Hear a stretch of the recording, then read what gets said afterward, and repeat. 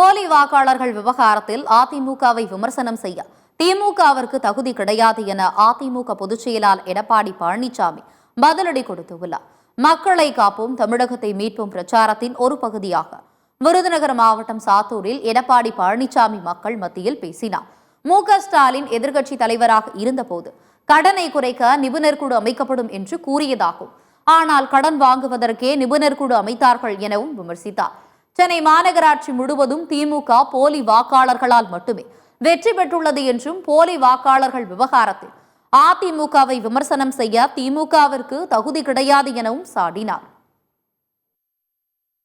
வாக்காளர் பட்டியல் திருத்தம் இபிஎஸ் வாய் திறக்காது ஏன், தமிழ்நாடு ஓரணியில் திரண்டு நின்று வெல்வோம் அப்படின்னு யாரு துரைமுருகன், அவருக்கு வயசு கிட்டத்தட்ட 86 வயசு இருக்கும்.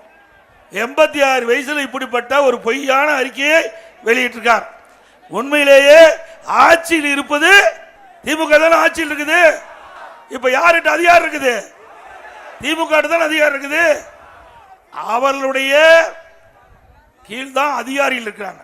வாக்காளர் சேர்த்தல் நீக்கல் பணி மாவட்ட ஆட்சித்தலைவருடைய அந்த அதிகாரத்துக்கு உட்பட்டது. அப்படி நாமளாம் ஆட்சி அதிகாரத்தில் இருக்கிறோம். நாம் எப்படி போலி வாக்காளர் சேர்த்த முடியும்?